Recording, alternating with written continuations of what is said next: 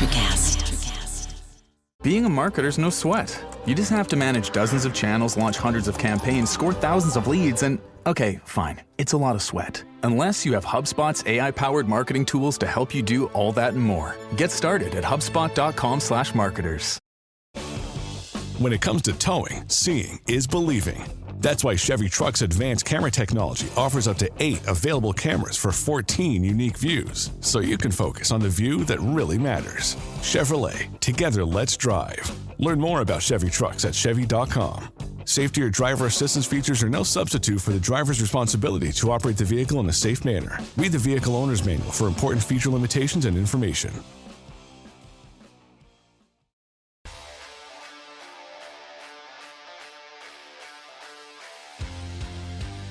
Ladies and gentlemen, it's the Power Rankings. This is the, let's see, we got, was it three Power Ranking shows left before we start talking about the playoffs? We got 3 weeks of football in the regular season left. As Bobby alluded to before the recording started, we have a lot of meaningless football happening over the next couple of weeks. As always on this show, I am joined by the indomitable Real BK and the inscrutable Hollywood Ray Sean Buchanan. I love doing this. I love talking about football. I love doing the Power Ranking shows. I got a couple of bones to pick with Bobby's top 10 this week, but hey, that's what we do here in the spirit of debate. Before that, we always start with the news. And in the news this week, I think the big story, everybody will agree, is that Kirk Cousins, the high-profile acquisition from the Minnesota Vikings to the Atlanta Falcons in this past offseason, has been benched. It's been announced in, I guess it's performance related, right? I mean, he has not been good for a few weeks. Michael Penix is going to take over their first round draft pick. Shouldn't have happened sooner. I mean, is the name Kirk Cousins keeping him playing for a couple of weeks? They are still technically in the hunt in the playoffs, although I think we're all in agreement they're not really going to do much. Ray, I'll start with you. What did you think about this move? I mean, if you even want to go back to why the fuck did they get Kirk Cousins and draft this kid in the first place? Well, I mean, I think this is where they may look good if it turns out, in a positive manner. This is why you draft Penix at 8, right? And that was a head scratcher at the time. I think right now the jury obviously is still out because we haven't really seen him in a full game outside of the preseason. So yeah, I mean, look, it lasted 14 games or 15 games because he is Kirk Cousins, because you gave him $180 million. So, you want to see the product. But I say kudos to the coaching staff for even making this move, right? Because it'd have been real easy to say, you know what, Kirk's our quarterback. We're just going to ride him out for the season. And just whatever happens in the offseason happens. But I think, once again, you send that message to the locker room saying, hey, although, we gave him $180 million, only what you do on the field will last. And it's not what you signed in the offseason. It's not what Pro Bowls you made in the past and, different quarter bowls you made about you like that, and we walk into your trap. Well, he hasn't taken over the trap. And now Penix is taking over the trap. So I'm excited to see what Penix does. He is someone that I thought maybe would have fallen here last year because I didn't think they were going to take Jerod Mayo. So, yeah, I'm excited to see what Penix does, though. I think that he'll play well, but it may not be enough in the long run. Bobby, you love a new quarterback. Well, I think it's telling how bad he's really been. What do you got? That they actually did make this move. You know what I mean? They paid so much money for Kirk Cousins, and they're still in contention at this point. So the fact that they're actually benching him shows how bad Kirk Cousins really has been the past, 4 or 5 weeks. It was celebrated last week when he actually threw a touchdown. That's how bad this dude has been so far this season. So it's not a surprising move at all. I do think it's a little surprising that they're going to a rookie quarterback when they're still in the mix of a playoff race. You know what I mean? That's the one thing that raised the red flags to me about why they benched him. If they had like another vet in the backup, I would have understood a little bit more. But the fact you're going to a rookie quarterback who's never taken a snap in week 15 or week 16 of a playoff race, it seems a little shaky. But I mean, I guess I give him a little bit of credit. But I mean, don't you kind of have to see where he's at, right? I mean, he's already 24, I believe. And you can't, which actually Kirk Cousins was a 24 as a rookie as well. So that's ironic how that's happening. But, you have to kind of see where he's at. So you drafted him that high. Eventually you're looking for him to be the franchise guy. So I'm pretty sure that Raheem Morris and company, like their best case scenario is that Penix balls out here the last few weeks. And once again, they got weapons there. Bijan Robinson, Kyle Pitts, Drake London. So they got guys that he can go to. So he's not coming into a situation where the weapons are subpar. So if the line can hold up, and like I said, if those other guys, play to their, I say play above water level as I call it, then they should be okay. But it's gonna look bumpy this week coming. Like, But I'm not. we'll see if he figures it out. I feel like saying they have weapons there in that tone of voice is exactly it just sums up the Atlanta Falcons this season because it's like, but they do have weapons. Like that seems to be like every week we've It's been been like saying that that, for right? like the past Yeah, 2-3 years, though. It's not even just this year. I feel like that's the fair. Falcons have been that way for a few years now. So I know. it's about time they figure something out. Maybe Penix is the answer, though. Maybe he's finally the answer to getting those weapons involved. So we'll see. I mean, might as well talk about it if we take a look at the playoff picture of the Atlanta Falcons. They're 7-7. They're second in the NFC South, which is obviously a terrible division. The Bucs, it looks like are going to win that division. I know 8-6 and 7-7 are like pretty close to each other, but I just based on what the performances of the Bucs over the last few weeks, the way that they've looked. Spoiler alert: they've made it into number 10 on the power rankings. Although that is such a curse. I mean, you put the Chargers there, Bobby, and in in true power rankings curse fashion, they got fucking stomped by the Bucs this week. So maybe you are just using your powers for evil at this point. But I I think I would be surprised if the Falcons did make the playoffs, just in regards to this quarterback switch. And in that sense, I agree. I just think just ride with Kirk until the end of the season and then figure out where you're at would probably be where I would lead. As a neutral, I'm excited to see him. I'm excited to see Penix come in and see what happens. I mean, if he can come in, and I wouldn't say it's like do the impossible, I'd say they probably have like a 30% chance of making the playoffs. And like I think competent quarterback play will go a long way in that regard. They're not a bad team. To your point, Ray, they have weapons. Their defenses can look a little trick or treat at times. Like they can look really leaky against elite offenses. So can anyone. But I really do think they deserve their 7-7 record. They really do seem like sort of a mid team, like right down the middle. And with quarterback play like that, the only way to go is up. I guess could be the logic. Right. Well, I think that's valid about the only way is up because that's just a fact. It's not an opinion. You give him a little runway, right? Like it's not a ton of pressure on him, right? Are you looking at it like there's a ton of pressure on him to make the playoffs, or There shouldn't be, but I know some Atlanta Falcons fans. That's not how they're feeling. Like they're expecting them to at least make a mini run at least, right? And but my thought process, even as we're having this conversation, is you sign Kirk to a 4-year 180, so that's 45 million a year. But then you bench him not even all the way through his first year. I don't know how you sell not only to him in the offseason, but more importantly, the team and the fan base. How do you sell him being the guy going forward? You may have to eat that deal and eventually trade him to another team in the offseason. So what are your thoughts on that? allegedly he has a no trade clause. Allegedly. Yeah. So I'm sure he wasn't expecting a scenario like this. So you're right. It seems like he would probably waive it, right? If you're Kirk Cousins, especially the comments after they choose Penix at 8 in the draft, he was like, I thought I was coming here to be the guy. What the fuck? Not great, right, initially. And then this week he's like, well, I didn't forget how to play football. He doesn't seem overly impressed with overjoyed. the Yeah. organization at this point. Mhm. So I think he probably would waive it. He's 36 now.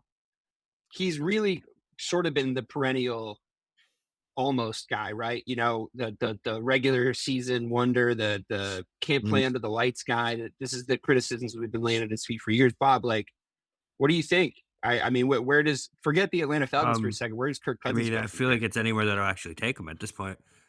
It's almost. Is he holding clipboard? It might Is be, he man. is I he mean, he's entering his coming off holding an Achilles clipboard era? injury. He's 36, and he does not look like he's coming back anytime soon. I mean, it's one of the toughest injuries to come back from, and he's already 36 years old, so it's not like he's getting any younger. I'd be intrigued to see if there's even a team out there that would eat the money or that would give up anything to take him in.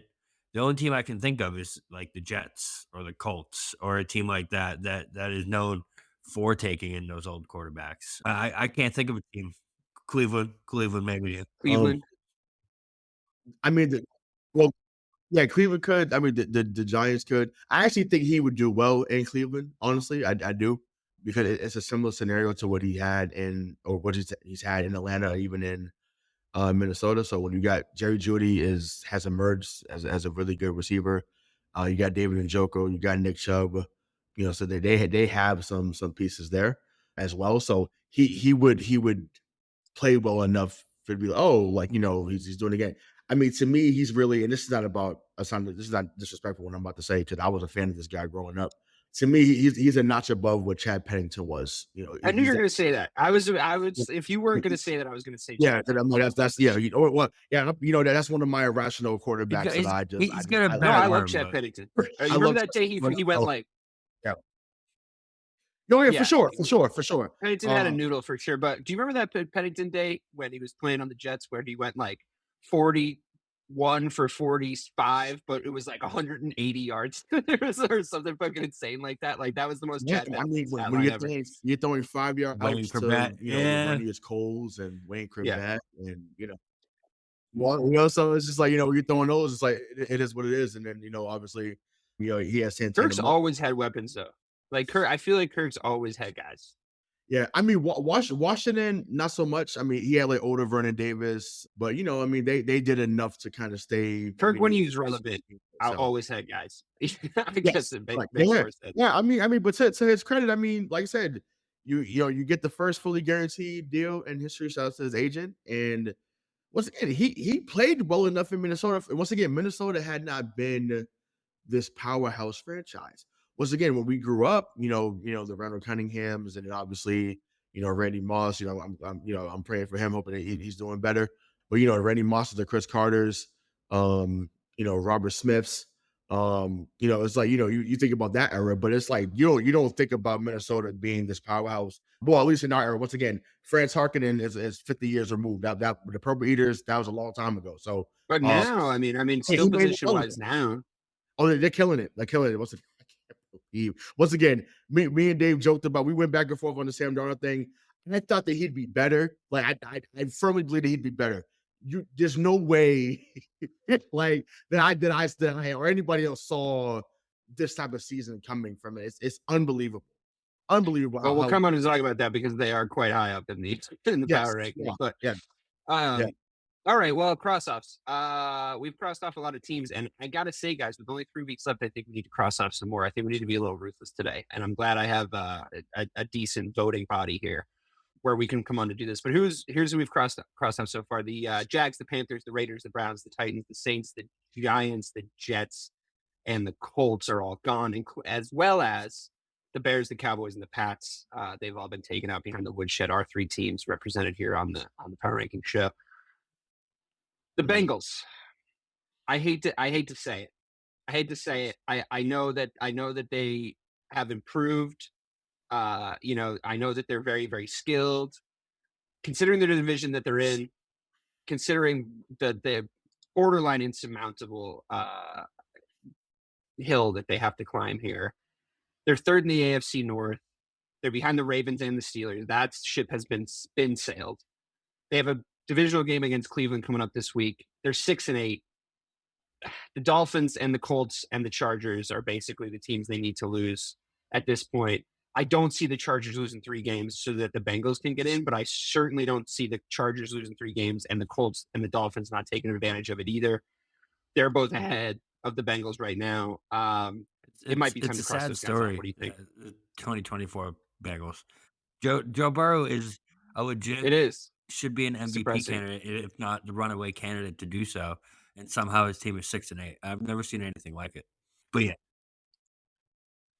He also just looks like he's fighting for his life in every press conference. He's just like, he really is not doing well. Like he needs like a vacation, that guy. Yeah, he's still throwing 4 touchdowns just every single carrying week, it. So Yeah. I know. I can't do it yet. Like I don't know. Maybe because I just really like Burr. I like Chase. I like Higgins. Obviously, like I can't do it yet. The next team we talk about, I'm leaning towards the other way. But for Cincinnati, I think they find a way to win out. Doesn't mean they make the playoffs, no, but they're better than Miami and they're better than Indianapolis. Indianapolis. I agree that they're the best team in the hunt for that 7th spot, but I don't think that the Chargers are bad enough to give up that 7th spot over the next 3 weeks. I just don't see it. Like, I just see Harbaugh really get like Could Denver fall?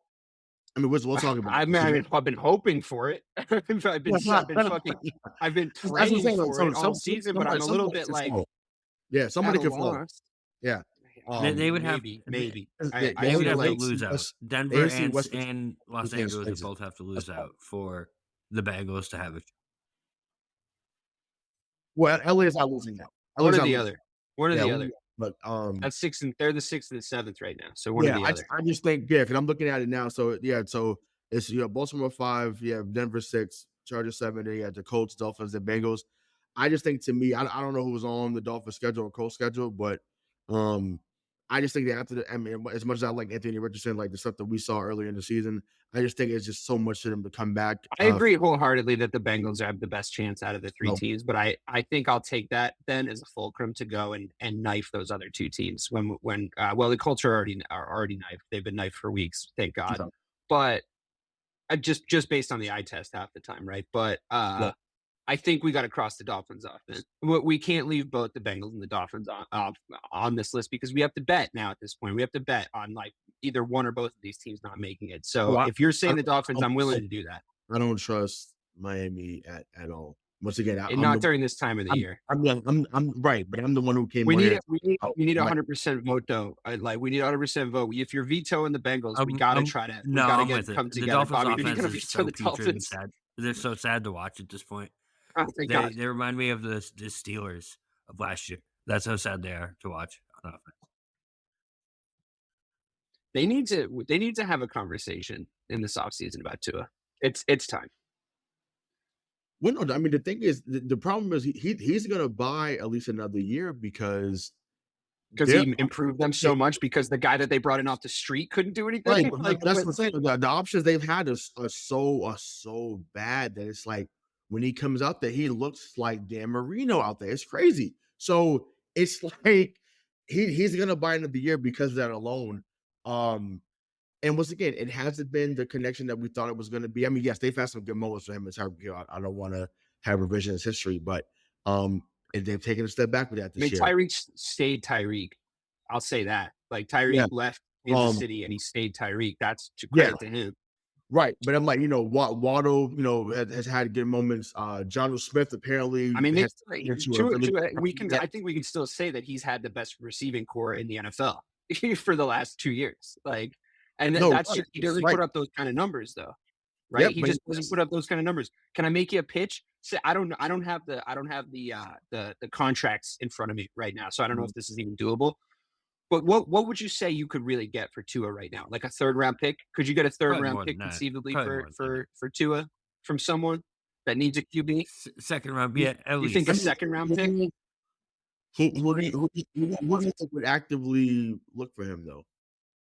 That's the thing. I don't know what the market is. I don't know what the market is. We talked about a few teams earlier. Like, could the Giants say we don't want Shedeur or Cam and say okay, let's go for that, or do the Raiders say the best idea I can come up with is the Saints?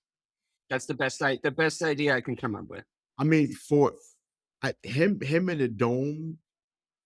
He put up arena league type numbers. He would have I wouldn't say as good, but he would have comparable weapons. I feel like the weapons in the Saints are a little under talked about, especially here because there's nobody throwing them the ball. Yeah, him and Olave would be great. Him and Olave would be great. Obviously, if he can stay healthy for all year.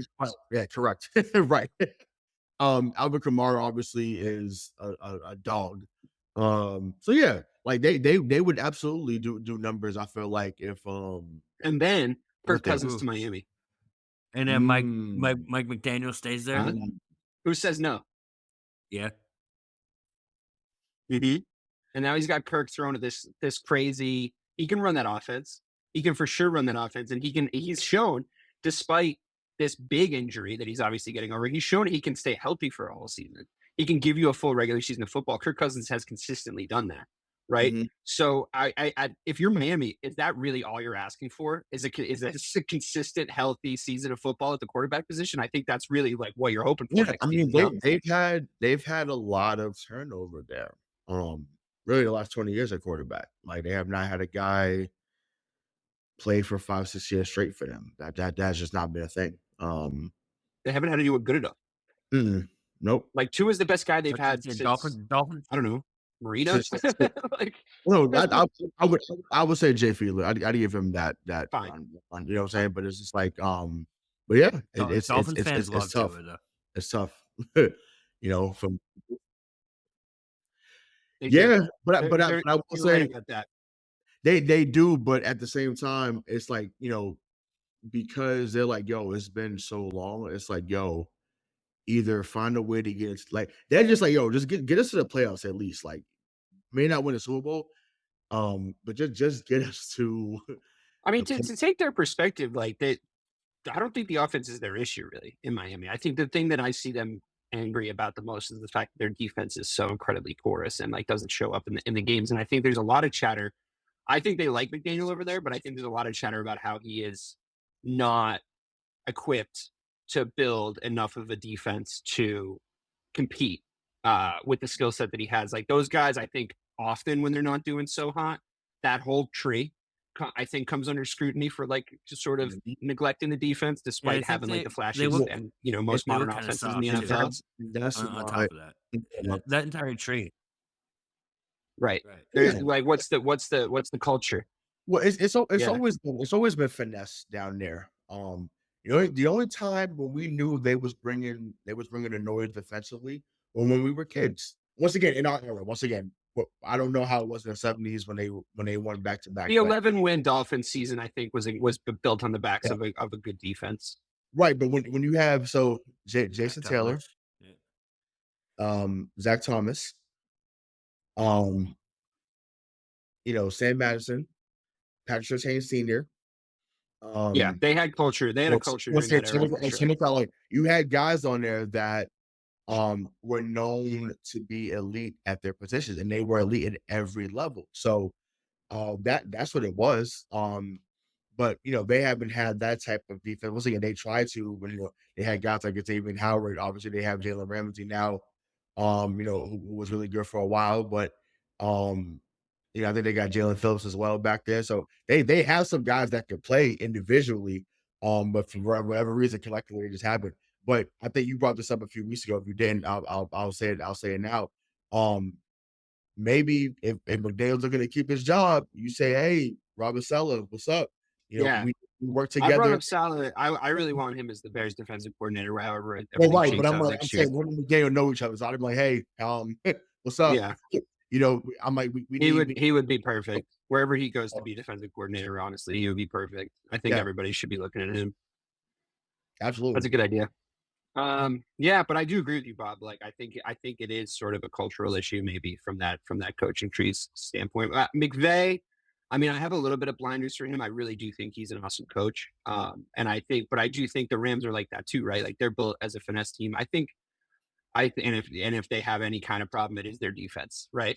That's exactly like where we're at. So Right. I don't know. I mean, I think that it could possibly be true that constructing an offense that good with those kind of weapons does require a lot of time and energy and thought, but I don't buy into the fact that they're like doing it on purpose. Like I don't think that the defense has to be wasted in order for the offense to be good. Bring in a Robert Saleh, bring in a Dan Quinn, if in a couple years ago, whatever, like get guys in there that can create a defensive culture. If Campbell keeps kicking onside kicks for no reason, bring him in as a defensive coordinator because we're headed down that road if he keeps doing stupid shit like that. But we'll come on and talk about that a little bit later. All right, we're gonna cross out the Dolphins. We're gonna sacrifice the virgin Dolphins to the volcano god in order to save the Bengals for one more week. That's what the agreement we've come to. But we did skip over the Niners. Let's talk about them for a second.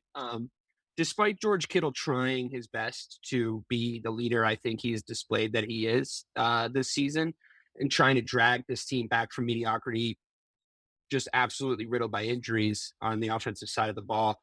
Here we are at the mothership of this coaching tree that we're discussing.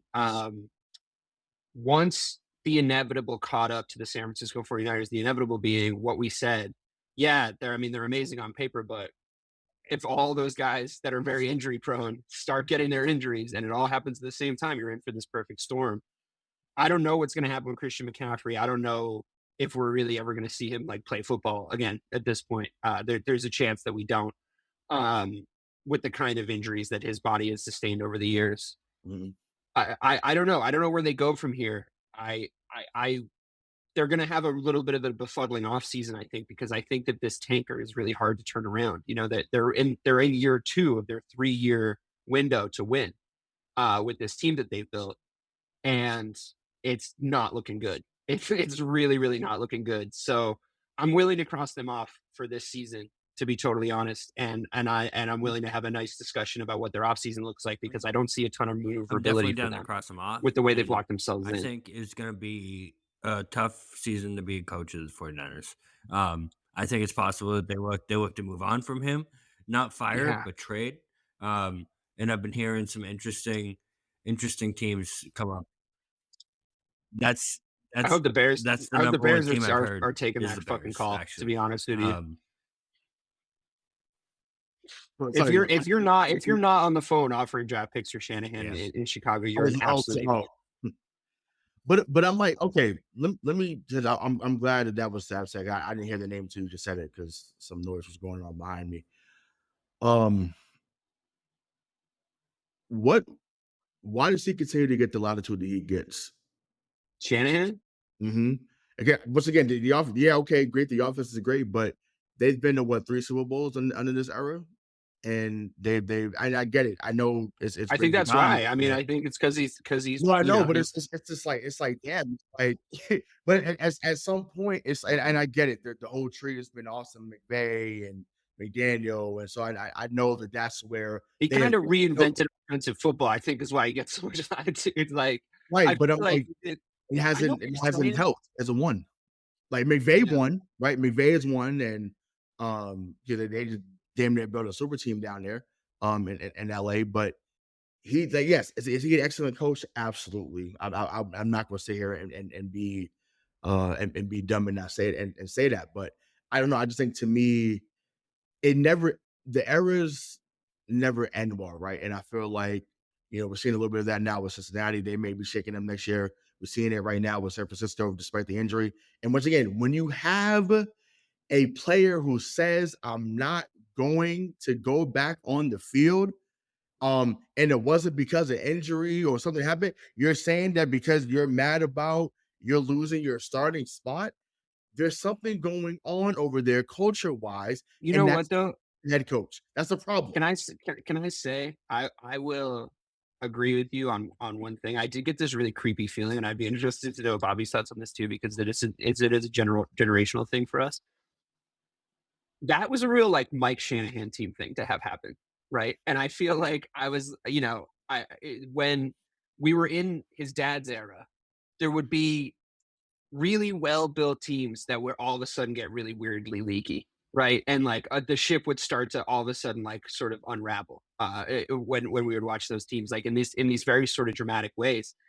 And I mean, him having the dad that he has, I think, also extends some of his leeway, right? I think there's a little bit of Oh, nepo right, baby right, leeway right. and like legacy leeway there. I mean, there's sort of a multitude of reasons.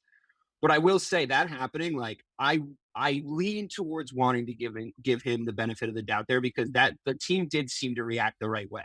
The team were like, fuck that. Right away. Everybody was like, fuck that. Like you can have a weird thing Yeah. happen, right? Yeah, I Like mean, yeah, Bill Romanowski was the guy for his dad. Like, Bill Romanowski was someone that was just a wild card and just stuff. I think But he has, that's gonna happen when you build those type of teams, right? right. But no, so I'm glad you brought that. That's true. I think what it is too. Yeah, Bill Romanowski and some other guys were wild cards on the team, but that team won back to back. So you build it. That latitude is built there when it's okay, whether we have a few wild cards or not. we got Romanowski, we got Shannon Sharp, we have John Elway, we got Terrell Davis, we got Ed McCaffrey, Christian McCaffrey's father, we got Rod Smith. Like, so Right. that Big was roster team, and all of a sudden would then have a 5-win season, right? And you'd be like, what the hell? yeah, I mean, it's very Shanahan-y, I think. yeah. But you know what used to happen with Mike is then they would win 10 games the next season, or then they would win 11 games the next season. And I feel like if I'm looking at it from the 49ers perspective, Mhm. I mean, I want them to trade him. I want that Yeah. as a Bears fan. But if I'm a 49ers fan, I wouldn't be ready to move on from that guy, considering like what he's brought Well, to the no, I table. mean, they've been through it. Obviously, I mean, once again, they've had two of the best coaches in the last two of the best coaches in the last 15 years. They had Jim Harbaugh, and they had obviously they've had Kyle Shanahan. So, but they had Mike Nolan, they had Mike Singletary. um, I'm trying to think of someone else I'm missing in between. I want to say Chip Kelly was up there too, if I'm not mistaken. So it was tough up there, for a few years. So I get why. I get the premise of why they would want to hold on to that. I'm just saying, I just know in most places, if you're a team that had been knocking on the door, and we know because we were a fan of a team of that in basketball, eventually you're like, okay, yeah, you're really Yeah, good. time to win. Yeah.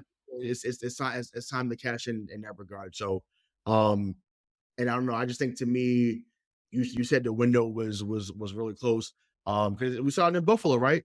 Buffalo had been knocking out the door too, or they have been knocking out the door, and then they let go of Diggs. It's great. Now, granted, they've been still amazing because Josh Allen's been on fucking real. We'll get into him later on.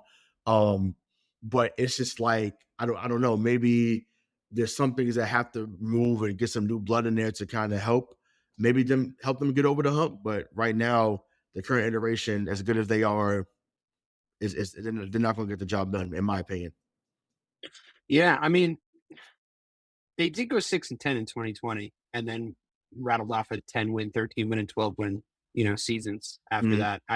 I feel like there's been bounce back potential with Kyle already. So I wouldn't. This is his second bite at the apple, though, right? Like if this is year 2 of a 3-year win window, this is his second attempt of a 3-year win window, right? So how many of those do you get, right? How many of those are we going to give leeway to? I mean, that's you're given the life of that's whole careers that you're spanning at that point. So And also too, his protege. I mean, I'm being funny when I say, but McVay's had a lot of injuries in LA too, and they're on their way. To me, they're about to make the playoffs, and they're you do not want to see them come January. no. So I mean, I think it's McVay, to me, is my number freaking one. out. Yeah. Like football mind coach, to be honest with you. Despite his haircut, I really, if I could pick anybody like absolute fantasy world who to coach the Chicago Bears, I would take McVay in a heartbeat. Just because of the way like he puts together his football team is so fun to watch, and also he has like every year it seems for the past 3 years we've gone into these LA Rams seasons kind of counting him out and then forgetting that he's the coach and he's going to put together an offense. He's going to win enough games. It's Right. He's giving Tomlin vibes, honestly, on a more offensive minded Tomlin. That's Yes. the kind of That's the kind of coach he's kind of like becoming. I think, and I think that's cool because I think we need more of those guys around the league. Yeah, I don't know, man. We'll see. We'll see what happens with him. That was a good talk, though. I really appreciate that. That was a nice layup there, Bob, with the trade rumors. That's good stuff. Yes. Are we crossing the Niners off though? Are we all agreed? Yeah. I'm out. All right. We talked about the Falcons at the top of the show. They're 7-7. They still have a chance to make the playoffs. I'm going to leave them, but they are floating around the crosshouse section. And I'm going to skip the Cardinals because they're just not as interesting to talk about as I want the content of the show to be. But they are also flirting with cross-offs as we get closer to the end of the season. Let's talk briefly about our teams. I'm going to start with the New England Patriots. I know that, Ray, you have yet to record, but if you're listening to this, you will likely have access to an episode of MTP Boston where you talk wonderfully. I'm sure it hasn't happened yet in our time, but I'm sure you wax lyrical about the New England Patriots for a good chunk of ethereal time. But just briefly, I'd love to get Bobby's thoughts on it because we didn't have him on last week. Bobby, you told me I was crazy to say the Pats might not get a top 3 pick. And last week we talked about who they might, potentially draft with their seemingly now inevitable top three picks. So you seem to be correct. They, I have to give you the win on that one. I thought they looked frisky. I was hoping they would look frisky. Probably a little bit of content bias there. I thought it was going to make the show more interesting, but generally they suck. A more broad question for you, Bob. Going into the New England Patriots off season, what do you do? Yeah, are you like these guys? Are you just out on that whole coaching staff? Is it become borderline intolerable for you at this point? What do you do? What Well, happens? so What's it depends on what Kraft to do? I think we're gonna learn a lot about what Kraft is like as an owner coming into the season because he's been so blessed with this winning, franchise that he hasn't had to make a type of decision like he's gonna have to make this offseason. Is he the type of guy who can actually bite the bullet when he has to and fire the coach when it's pretty glaringly obvious that you probably should? Or is he the type of guy that's gonna have to or is he I'm or betting is he no. gonna be the guy that won't admit to his mistake and keep a coach on just for the sake of keeping him on? Which you're saying it's the latter? Based on all the New England Patriots fans in our lives, and the way that they seem to know the man intimately, it seems that everyone's telling me that no, he's going to stick with Mayo, and they're going to have to sit through a whole another season of this. But Ray, I mean, what do you think? Oh God, poor guy. Yeah. Yeah, like I said, we'll touch on it more on the Boston side, but I have to take a deep side because there's so much that can be said and will be said. But on the surface, it is really, really it's really bad down there, everyone. It's really bad. Um, yes, you have found some pieces in Drake May and Christian Gonzalez. Um, your tight ends have been excellent. Hunter Henry and Austin Hooper have been great. The wide receiver core has been below average, is putting it lightly. And like I said, we'll tap into that more, but they've been just straight, just straight trash.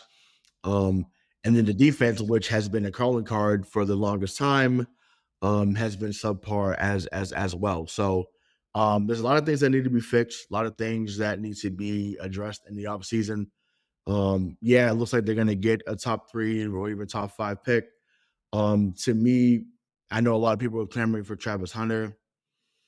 To me, he's not the biggest need, and I know he's a phenomenal player. Congrats on him getting the Well, Heisman. it's that Heisman bump, right? Yeah. I won't say he deserved it, but no. But I mean, we've seen in the past, like not, well, he's obviously going to the first round, but not every Heisman winner He's goes gonna be a in top 5 pick. He's the first round. We've seen that He's before, but unreal. Like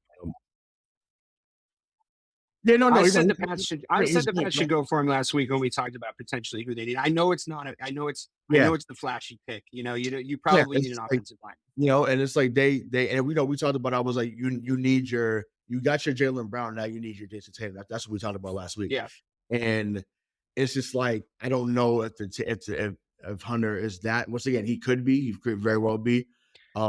It depends where you see him as, right? I mean, his value in the draft is going to be determined by team needs and what these teams see him as. Do they see him as a two-way player? Because I got to tell you, I doubt it. I really doubt it. It's asking a lot. In the 2024 NFL, I doubt it. Yeah, because I'm like, you can't. Yeah, it is. And it's like, I don't need another gadget player. Right, and once again, it's no shade to his game, but he's gonna be. I think he's gonna be a great player. But we don't need another gadget player.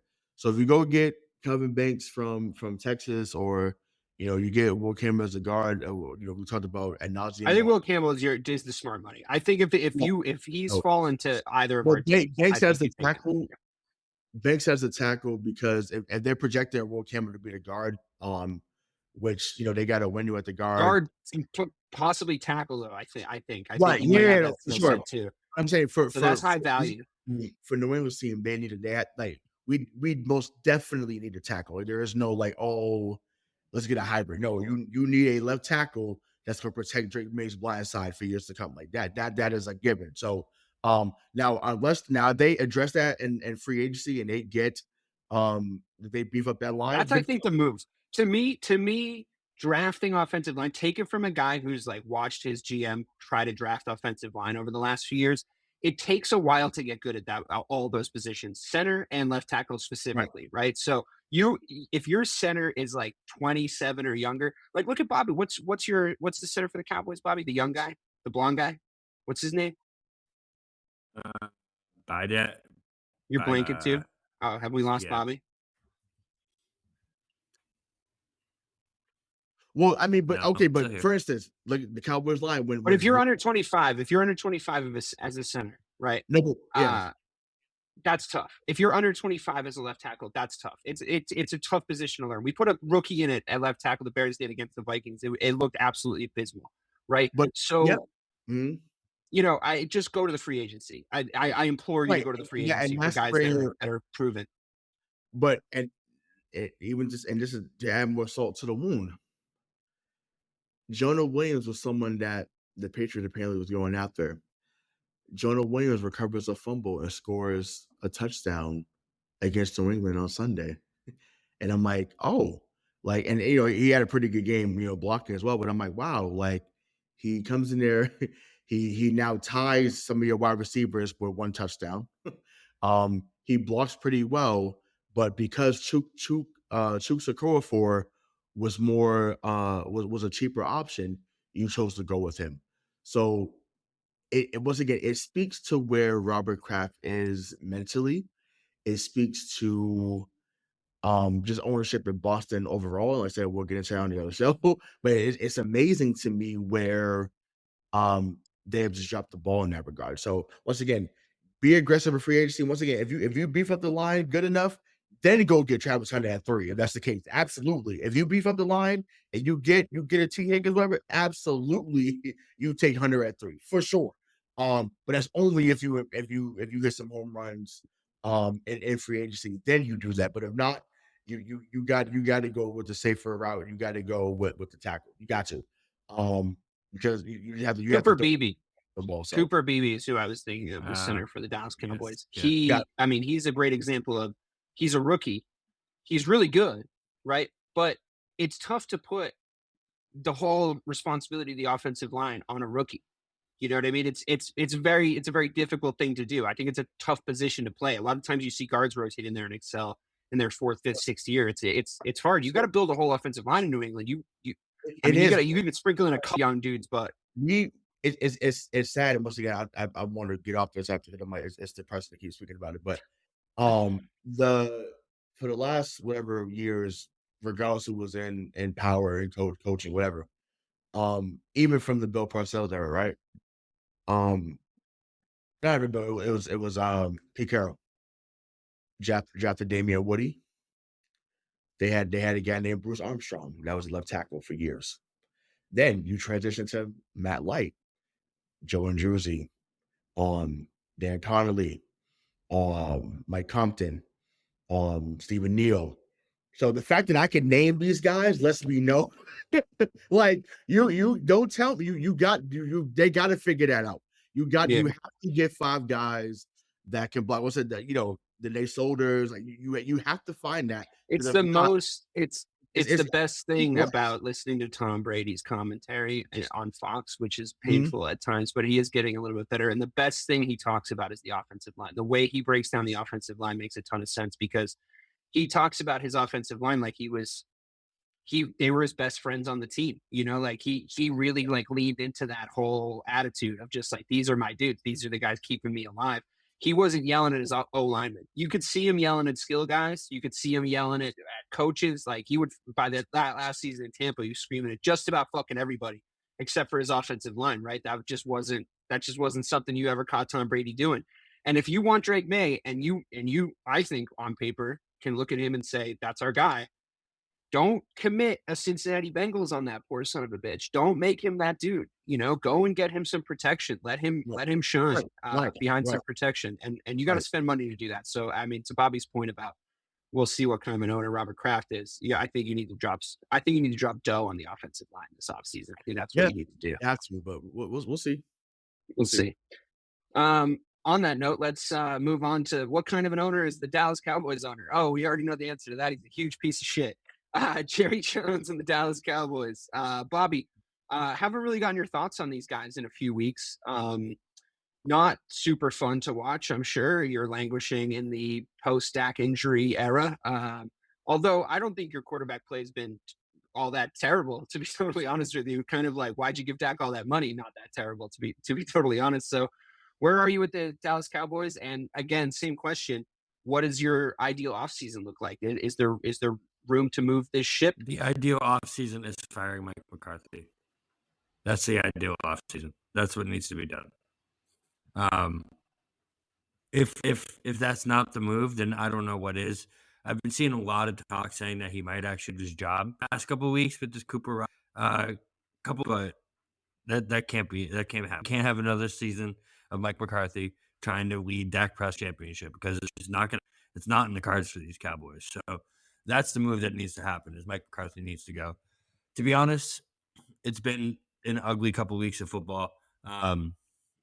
I honestly don't have much to say about them except that they need to fire Mike McCarthy. That's the number one thing on my mind right now with this team. That's really what it comes down to is Mike McCarthy needs to go. I hear you, buddy. I hear you. I think you sound exactly like I did at the end of the Eberflus era. I was like, I can't even think about anything else until this guy gets the fuck out of my town.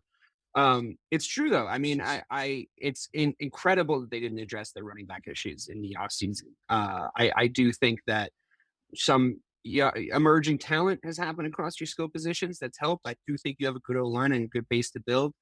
We'll see what happens with Dak. GT, how do you say his name? I would be marking him high on your list in the draft if I were you. That dude looks like for real. I think he's going to go top 15 as a running back, which I think is saying something. And if you guys have the 11th, 12th pick, I would burn one on him in a second. I know it seems high for a running back, but look at Jahmyr Gibbs. It's worth it if a guy's that good. They took Jerry, and he was good for a while. A little bit of a different era, though. No, I mean a little bit more reasonable back then to take a running back super high. Like not still like they weren't quite as a dime a dozen as they are now, right? Where you can go and sort of build one from the parts, the wrecked parts of the running back scrapyard, and when the Chiefs are calling up guys that should have been retired for the past 5 years in the middle of the season to come in and they're putting up pretty decent running back numbers. Like that's not good for the whole of running backs to get drafted high and get paid well, right? So I think Jerry Jones would do it to your point, and I think that it's the right thing to do because that kid looks absolutely fucking phenomenal. Ray, I think you said something similar about what the Cowboys should do last week. Oh, depressingly, that brings us on to the Bears. Someone needs to take those fuckers out behind the woodshed. Just the memes of Caleb Williams like lying prostrate on the ground, just having just gotten absolutely fucked up. He's the most sacked rookie. He's the most sacked player in the NFL this season, and he's zeroing in on the most sacked player of all time record. That's really what he's looking for this offseason. And I'm running out of people to blame here, and I get that. I didn't want just the OC fired for the record, but whatever. I'm running out of people to blame. I'm not blaming Caleb Williams. I think the most sacked fucking guy is on the GM, dude. Like you were an offensive lineman, and you went out there and you put this group together. And there's quotes emerging this week. Oh, I think this is the deepest we've ever had as far as like an offensive line goes. Like I'm so excited. All this different stuff, and it's just like you can't build an offensive lineman. So you've given us a number 1 overall pick who looks pretty good. He looks like he might be the dude. And you're getting him sacked more than anybody else. So like I wouldn't blame him if he has the yips. I mean, I don't know. Am I delusional? Am I being a delusional Bears fan right now, or should we fire the GM also in the offseason? I mean, I'm all for. I mean, once again, I'm very vulnerable right now, so look, I want, and once again, you'll hear it soon, but I want everyone out of there. So I'm all for. Is you got the coach out of there, cool. The GM, you don't get away either. It's like you can't get absolved in this completely. So yeah, it's time for Ryan Poles to go too, and just start a whole Because new. it's going to be a lame duck at this point, right? Right, exactly. Get him out of there and align someone that can get back to the muscles of the midway. Because it's been a long time since that moniker has been, thrown upon them. And the days of the Landsbergers and the Brian Urlachis and the Mike Browns was my guy. Tina Tillman, R.W. McCorders. Like I remember, so it's just like we got to get back. Hey, we got to get back to those. So I'm hey, Bears fans, I'm fired up, baby. I'm fired up for you. Like we got because it's Name W. drop right there. That's McCorders. a name Oh drop. my yeah. God. It's what once again you always can count on a casual name drop here on MTP. But yeah, it's just like I love that from you. You got to get back to that brand of football, because right now the identity is not there right now. So get back to smash mouth football, get back to playing great defense, and just smacking people around like that. That's where you got to go. So if the people that's there right now cannot build upon that, then they need to go and have someone that is going to have that mindset and put them in the right direction. Absolutely. I think his name is Mike Vrabel. The more weeks that pass, like the more I just think that that's the guy that's leading the Bears back to the promised land. He's going to understand how to do it. Here's another Bears drop from that era. Not saying this guy should be a coach, but Desmond Clark. I was just thinking about him the other day. Remember him? 88, big guy, big tight end. Yeah, right. Yeah. Yep. Yeah, I liked him. Hey man, that's the thing. They were big, hard hitting, mean motherfuckers back then. That's what that team looked like. And now it seems like we've built this sort of speed and agility team that there's 6 captains out there, but not a leader in sight. And it's just really upsetting. And if you go out there and you get another nice guy as a head coach, I think you're fucked. I really think you're screwed. This team really needs somebody to coach them. I think that there's a lot of talent on the roster, and I think that leaders might emerge. You need a Mike Vrabel. I think as the weeks go on, I'm starting to see that he's the only choice. I know the Ben Johnson heads are screaming right now. I know that they're screaming. He's in our division, guys. Like, we need to have some self-respect as Bears fans. And I'm sorry to say this, but we need to have some self-respect as Bears fans and not be crying out for the Lions offensive coordinator to come in and save our souls. Okay.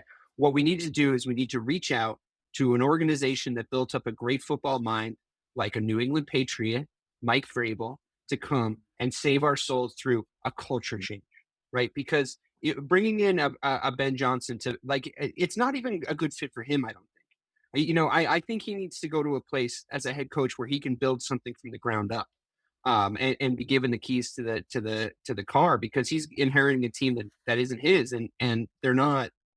There's room to grow. There's more signings to be made, but the pieces are already really in place. The major pieces are already really in place, and he's going to have to deal with it. I think if Vrabel comes in and makes that defense play the way that they deserve to be playing, and coach them the way they deserve to be coached. What do you guys think? Yep, Vrabel's definitely the choice. We talked about it a couple weeks ago. If there's ever a coach that's been destined to be the Chicago Bears head coach, unless the Shanahan thing that you said, I would take that too. If there's anyone that's built to be the Chicago Bears head coach, though, it's Vrabel. I can just see it already. I can see him wearing like a Bill sweater vest. You know what I mean, with the Bears logo on it. I could just see it. So it's definitely Vrabel to the Bears. I hear you, man. I hear you. I can see it too. I'm imagining it already in my head. That's precisely probably why it won't happen. because it's too perfect. It's too good of an idea, Ray, as you're wont to say sometimes. Yeah. Yep. But like I said, we'll see. But once again, we will see how all of our owners and just front office in general move this off season. It's a very, very important off season, and if they don't get it right, it's going to be all 3 of our teams too. All 3 of our teams have very important off seasons coming up. Yep. Yeah. Yep. Yes. So, yep. I think we should definitely do a show where we check in on our 3 teams, and it's because this is a good dynamic, right? Where we have like 3 kind of teams that are very far away from each other in sort of geography and and places in their respective conferences and divisions. But we should go and check the health of our teams in a few months, when we're dead in the middle of the offseason, and see what the kind of moves are making. But in the spirit of that, I think I'm willing to take them out behind the woodshed for the purposes of the power ranking show and the upcoming playoff show that we're inevitably going to do. As those play out, I think that's the last conversation we have about those three teams here on the power rankings. Better teams just deserve to be talked about at this point, and I'm sorry that we all Yeah, I three mean, had such depressing seasons. unless Mayo and Covington and AVP all Right. get fired, Unless that's there's a yeah, firing, yes, for sure, of course, agreed. I'm hoping for. And we'll say if we the other we're gonna have to hold off on the other taping. So I would love to go on an event about that or a rant before we get in that. Mayo has to go. I just have to say I have to get that out there since we're not doing the other Yeah, show. Mayo has to go. And I want to be perfectly clear. Once again, I am happy that he made history, that he was the first ever black coach in Patriots history. That is awesome. But I say that to say it's clearly not working. Um, there's some other things I want to say, but I won't get disrespectful. But it's time. yeah. It is time to let the man go because I want to keep doing this show.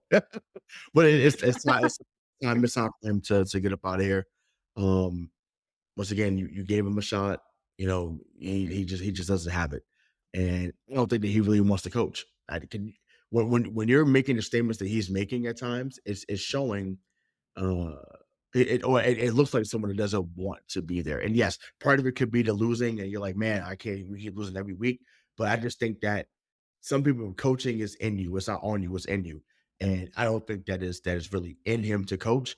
Um, I think his brain works in different ways, which is why he left football and went into other stuff, which is fine. You can do that. But I feel like he came back as a favor. So I want us to get a favor for the holiday season and get him out of Foxborough. And he can go back to where he's at with his family and enjoy the rest of 2025. That's where I'm at. So Yeah, I think that's fair enough. Um, all right. I think we're gonna do the same thing we did last week, Ray. Now um, with added Bobby, to just go through, and we're gonna list off the power rankings because it's really just more interesting to talk about the playoffs and where we're gonna be coming up and what everything looks like. So the power rankings are as follows, and I'm gonna have a couple bugbears here, Bobby, but only minor ones. The Bills, the Eagles, the Chiefs, the Lions, the Vikings, the Steelers, the Packers, the Ravens, the Broncos, the Bucks. The Bucks being number 10 over the Houston Texans, I think, is a little unfair. I think the Texans having one more win than them, the Texans being clearly a better team than them, the Texans being number one in their division and getting home fields locked up. They're fourth in the AFC. I mean, come on. The Houston Texans could surely have done enough. Just because we were all disheartened and disappointed with them, surely they've done enough to be the 10th best So team it in the was power between rankings them and this the week. Bucks. I'm not gonna lie. The reason I picked the Bucks was just because of how pain. And I get that the Bucks beat the Chargers because they were the 10. I get it. I understand. It's not completely outlandish, but I want to make the case for the Houston Texans at this point because I think we're all just a little too mad at them because we're all disappointed with them, right? Like we all thought they were going to be 100%. better than they But were this season. the reason that they took the spot is because of how bad they beat the Chargers. To put up 40 points against the number one scoring defense in the league is very, very impressive. Very impressive. Baker Shellacking. looked awesome. And if that's the Baker that we get in the playoffs, I wouldn't want to face them in January whatsoever. But that's I mean, once again, I've irrationally been a supporter of them. They're healthy again. Like I'm like when they're healthy, if this is what they look like, they're good. They're gonna put up numbers offensively. That's just what they're gonna do. Are they winning the Super Bowl? Of course not.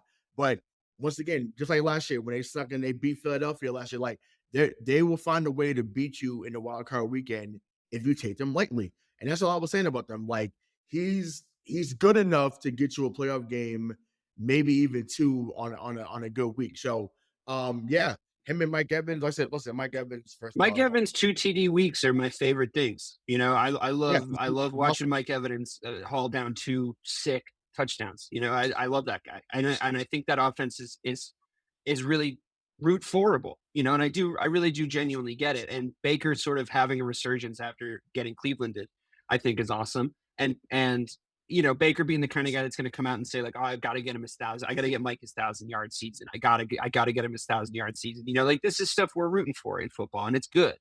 And I guess in that sense, why would you put him at number 10 then? Because inevitably they're going to have a terrible week next week now, Bobby. the spots hurts. They're playing that Dallas was very Sunday. sneaky. You see what I did there? You see what I did there? Oh, And I see. they're playing Dallas Sunday. So I don't know. And then they end out with the Carolina and then New Orleans. So This is Bobby's sneakily "you shall not pass" moment. I love it. Yeah, they can go either 11-6 or 10-7. Like it's possible. You know what I'm saying? So I'm just like, I don't know. I just think to me, they've won 4 in a row. I'm looking at I know if the Giants, the Panthers, the Raiders, and then the Chargers. And like surprisingly, I think the Chargers was the most They beat some convincing good win. teams. And once again, on the road. Correct me if I'm wrong. Didn't they beat the Lions this year? I'll tell you right. Hold on. I'll tell you right now. I'll put it to you this way though. They beat the Lions. Lions 2016 at week 2. Yeah. So that's the thing. If the So playoffs started today, they'd be playing the Packers, and I wouldn't want to be the Packers. I wouldn't want to be the Packers in that situation. I might bet the Bucs if the playoffs started today. So I think it is fair enough. I wanted to just make the case for the Houston Texans because I do feel like they're unfairly maligned. Like if they win, because who are the Texans playing? Someone big. Chiefs. Let me check. Chiefs. So they're playing the Chiefs next. I mean, okay, yeah, they're probably going to win. It's going to be 16-15 Chiefs, and there's going to be a controversial holding that wasn't called at the very end during a field goal. That's my prediction for that game. I wouldn't want to be the Packers if it started today and the Bucs are coming in, and thank God, because honestly the NFC just looks so soft for the past like 3 or 4 weeks. But a healthy resurgent Bucs I think is good for all of us. It's good for football. Ray and I still fighting for our lives when it comes to the Denver Broncos. It's just absolutely fighting for our lives that they are 9-5, number 6 in the AFC, the stronger conference. And if the playoffs started today, they would be playing the Steelers. No, I wouldn't want to be the Broncos. I wouldn't want to be the Broncos in that situation. I think the Steelers slapped them to the side. Can Bo Nix be Tebow 2.0? Oh my God! I can't live in my house if that happens. If throwing an 80-yard route to Mims is like touchdown. No, it would be to Cortland Sutton. Sutton would be the comparable. If that happens, that would be insane. I can't. And once again, Denver. I know my boy Brooks just watched it. He gonna watch this. Brooks, don't text me saying nothing crazy. It's just a scenario. It's just entertainment, buddy. I'm not. We'll see. I mean, it might not happen. There's games that can move around over the next 3 weeks. This isn't locked in yet. This is just if it happened today, and I do have to put that disclaimer out there. But God damn it, I think the Steelers would brush them aside easily. I genuinely do, and I think the Steelers would look like the team that they've looked like for the most of the year, despite some inconsistencies at some time. I still think Russell. I mean, he always sort of had those games, right? Like that's not even 36-year-olds. And also, I'll just make the case right now, since we're talking about it in the whole thing. You have the Steelers below the Vikings. And I understand what happened last week is the Steelers lost to the number 2 team in the power rankings, the Philadelphia Eagles. And the Minnesota Vikings beat the Bears, which isn't all that impressive. But we have to talk about the Vikings being frauds. We just have to talk about them being frauds because I have to tell you the list of teams that they've beaten. Okay. And you guys just jump in, and I mean just shout right over me when you hear a good team. And whenever you hear a good team, you just shout that right out, okay? And I mean a good team. You're going to have to make the case that they're a good team, not an average team, not an above average team, but a good team. So, ready? Here's their last few games. They beat the Bears. They beat the Falcons. They beat the Cardinals. They beat the Bears. They beat the Titans. They beat the Jags. They beat the Colts. They lost to the Rams. They lost to the Lions. They beat the Jets. They beat the Packers. Okay, the Packers. The Packers are the only good team. So Packers, okay. I think that but you have to remember how the Packers season started. That's a Jordan Loveless Packers. So I think that there's an asterisk there. And I think the Texans, is probably their biggest claim to fame is beating the Texans this year. And you wouldn't even put the Texans in the top 10. So who are these Vikings, dude? Come on. You see what type of team this is. It's so obvious. I'll give a good analogy. 'Cause I think The Atlanta Falcons, the no 15-win not Atlanta Steelers of a Falcons. couple years ago. not even the Falcons. Right. No, not even them. They're the 2019 Patriots. 2019 Patriots Make your case. came out the gate swinging. We were 8-0, smacking everybody. And then we faced that guy in Baltimore on Sunday night, and he ripped us to shreds. And I want to talk about him. It went downhill. So right now they could be the 2019 Patriots. They could be, but at the end of the day, you play who's in front of you. It's good. And yeah, they play. You play who's in front of you. They've been winning games. So 12 out of 14 is good regardless. Fine. Is that what we're doing? Are we doing play who's in front of you, Bobby? You wouldn't let me do play who's in front of you when the Steelers won 11 games in a row. As a fan, it's watching your team lose 8. They lost 2 out of 8. No, sorry, 6 out. Excuse me. They've lost 6 out of 8 one score games. It is hard to win in the NFL. And once again, they are doing this. Okay, but I'm making the case compared to the Steelers, because look at who the Steelers have beat. The Steelers are below the Vikings in the power rankings. And I'm just making this case in isolation. I'll just read you out the Steelers. They lose to the Eagles. I no shame in that. They beat the Browns divisional. They beat the Bengals divisional. But you guys made the case earlier for the Bengals. They lost to the Browns divisional. Yeah. They beat the Ravens. Sorry, but they beat the Ravens. Yeah, they're worse losses to the Colts. They're worse losses to the Colts this year. Yes, that is absolutely their worst loss. That's the only team that they should have beat that they didn't beat. But the Browns, I think you can give them the divisional, like, snowing. Jameis Winston's an insane person. Thursday night game. I think you can give them a little bit of grace on that one. I do agree that the time they didn't show was against the Colts. They beat the Ravens. They beat the Commanders. That was back-to-back games, and that was when everybody had to take them seriously. That's just the way it is, right? Like, that was just the way it is. They beat the Giants before that, and the Jets. Whatever. Who cares about that? The Raiders. Who cares about that?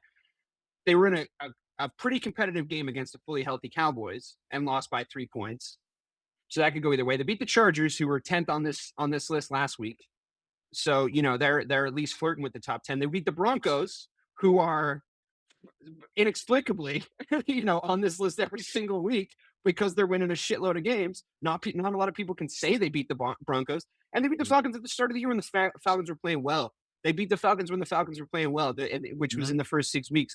So, to me, the case is obvious. Because imagine they play each other right now. It's the Super Bowl.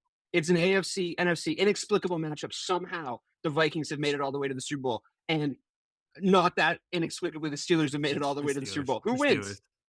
Bobby, come on. I can see it in your face. Yeah, Pittsburgh. Thank you. Let me ask this then. I love how we have this argument with the Steelers so much. It's always the Steelers. Always. No, but let me ask this one. Would you change Kansas City and Pittsburgh? Because Kansas City's been eating games. They've been barely winning games, and they haven't beat anyone great either. If we're talking playoffs, even having the Chiefs at number 3. No, but I mean, that's a fair argument. I was like, we're saying, hey, right now, who have you beaten? Or who have you? You know what I will tell you? You know what I will tell you though? The Steelers play the Chiefs on Christmas Day, and what I earmark that as in defense of the Steelers, what I earmark that as, all they need is Week 16 Giants versus Patriots energy. All they need is Week 16 Giants against the Patriots, the year the Patriots went undefeated. All they have to do is bloody their nose that week. The Steelers could lose that game on Christmas Day, but if they come out and bloody their nose and show them, like, yeah, okay, we might have lost to the Eagles, but the chances of us seeing the Eagles, you know, they got to go through the gauntlet over there. So, like, whatever. In the playoffs, we're going to fucking see each other, right? So they bloody their nose, and that's all they're at. I mean, that's so ideal, that game, you know? So when it comes to the Chiefs, like, the Steelers are the most set up. They're the most set up to beat the Chiefs this year. I really promise you that they are. And we should all want that. We should all want that. We don't want them to three-peat. You don't want them to three-peat, Ray. You are walking through the streets carrying the carcass of Thomas Brady.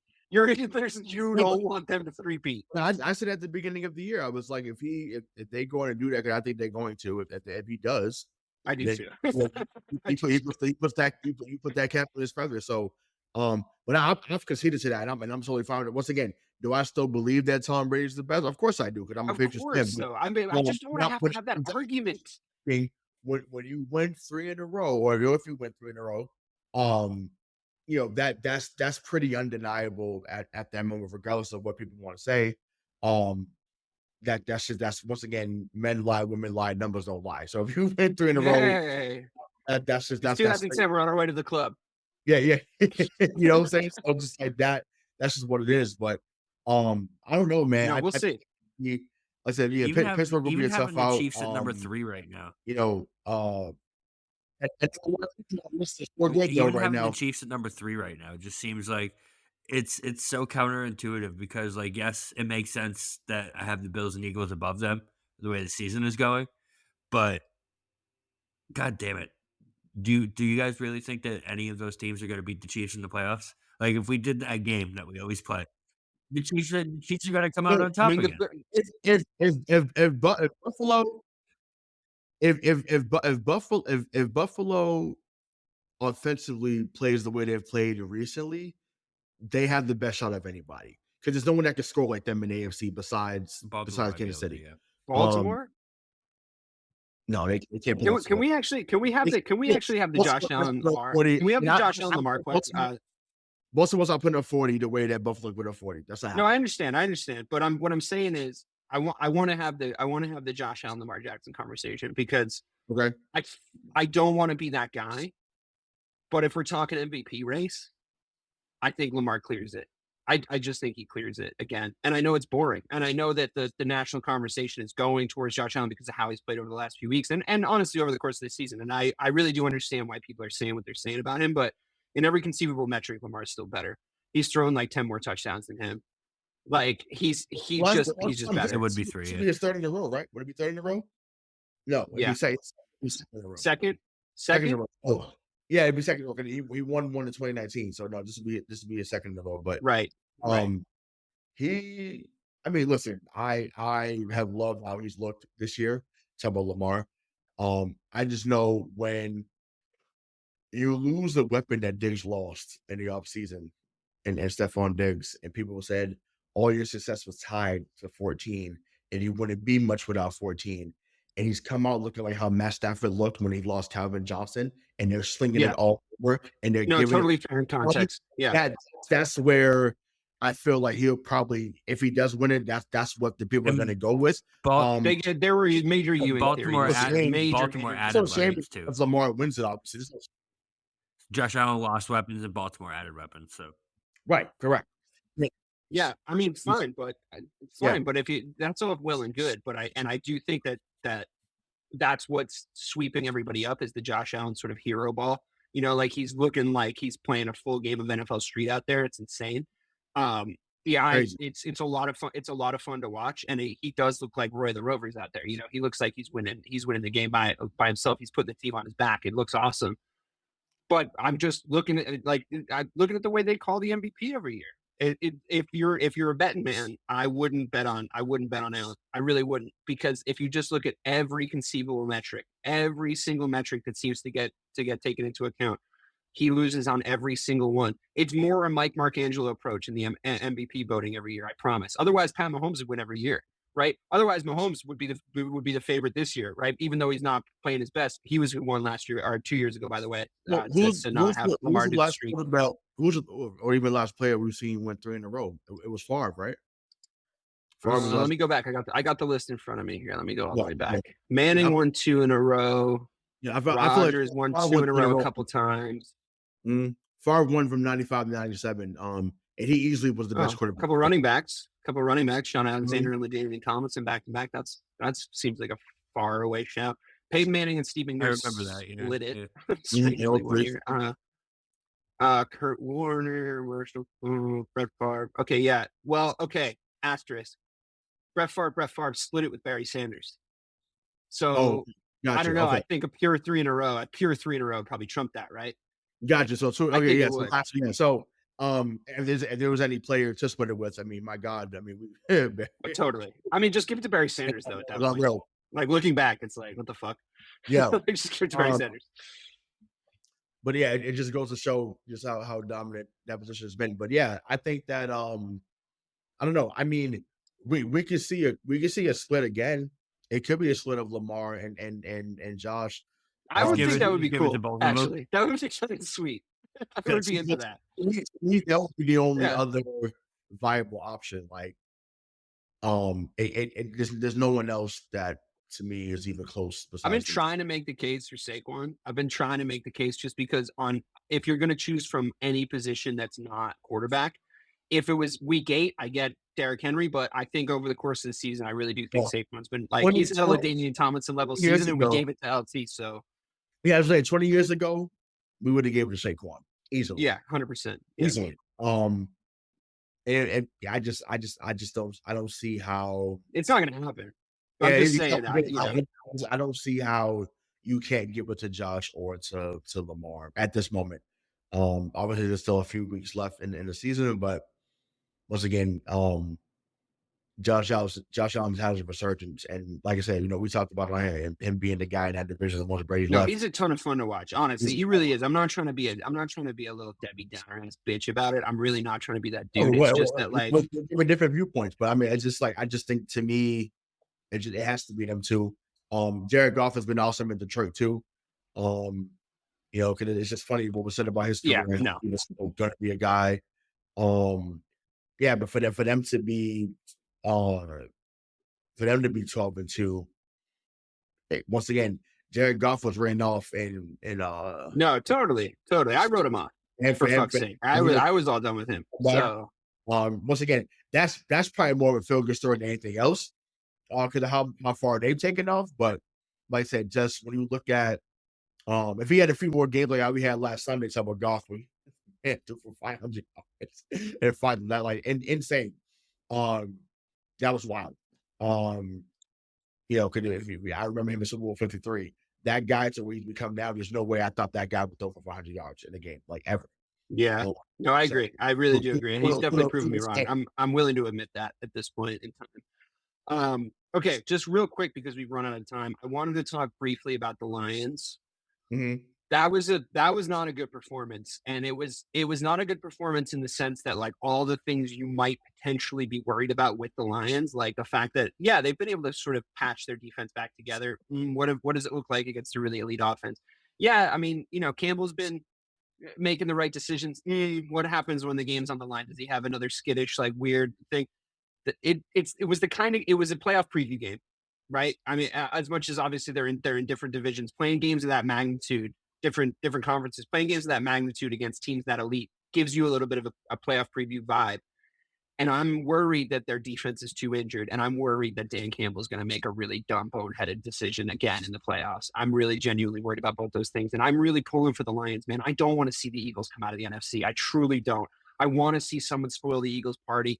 It has explosion written all over it. I thought it was going to be this week because of all the locker room stuff that was coming out, but then it didn't seem to matter at all. Maybe Sirianni's just a weird genius and he's not an idiot and I'm the idiot. I really hope that's not the case. I just want the Lions to be the NFC team. I want that to be the case so badly. Even if they die on the last leg of the hill against the Chiefs, I just want them to be the NFC team at this point. I'm really pulling for them, and I'm just worried they're going to make a calamitous playoff error. Am I crazy to think that? I mean, no. I mean, I think also the defense. No, facts. I mean, I think that it's the same thing that brought you to the dance is the same thing that can send you home. And I think with Dan Campbell, they're living with that. It's like, hey, aggression got us here. So aggression. I wish that I had not have done that. Aggression was sending them home. So, to me, you do what got you to the dance. You don't switch up now. I'm totally fine with that. Once again, well, but that's the problem. I'm worried that recipe isn't winning. It's right? not a winning recipe. Okay, same thing in San Francisco. But that's what I'm saying. It's just like it's like you do what got you to the dance, though. It's like, and I'm fine with it. Like I said, I think that once again, they have not been this relevant in years. No, totally. But you still got to set the whole thing is the culture. You got to forget the lines of the past. Like we're reaching for our goals, kind of a thing. Don't put yourselves in context. That's loser mentality, right? Oh, sure, but I mean, we get Barry Sanders and Scott Mitchell and Herman Moore and but then also 0-16 and fucking right, divisional opponents every single year. Yeah, what I'm saying? Like, what it's all. Matt Stafford just languishing down there. You know what I mean? Like it's just there's and then succeeding elsewhere. You know, like this is a franchise that I think deserves it, but they shouldn't be So thinking about Campbell that shit. came What were you out going to say about? and had a press conference, or it was a radio interview where he said, you can't have the prizes unless you eat the moldy bread first. And that's what happened this past week. Is they ate the moldy bread, and it just, you know what I mean? Sometimes you got to get kicked in the face a little bit in order to succeed. I mean, it's the right coaching thing to say. I totally agree. I hope you're right. I really, really hope you're right. But I don't know. I'm a little worried about them. I'm a little worried that we're going to see them play the Eagles in the NFC Championship game, and I'm worried that they're going to do something dumb and they're going to lose by 3. Like that's. I'm rooting for them. I really am. As far as teams that can beat the Chiefs, the conversation we have every week, we sort of touched on that. I like the Steelers maybe in the AFC still. Bills, if they can score like they score, but you know what happens in the playoffs, boys, is like things change. Patrick Mahomes gets better. They go full Transformers. So I guess we'll see. But we're out of time for this week. This has been the Power Rankings. We'll learn a lot this week, and we'll reconvene next week, probably with the usual cast of characters. Thank you guys so much for listening. Good night.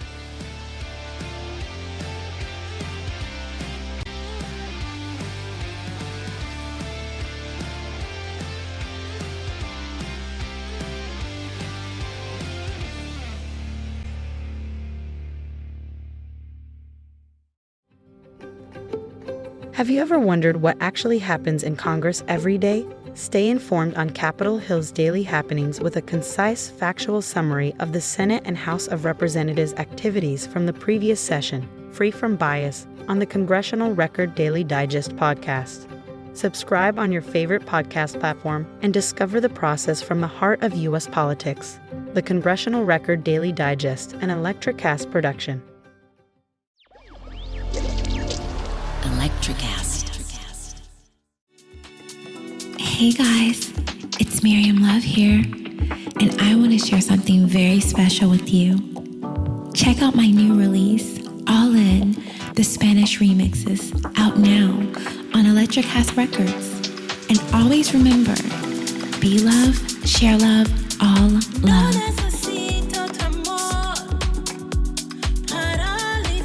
Available now wherever you listen to music.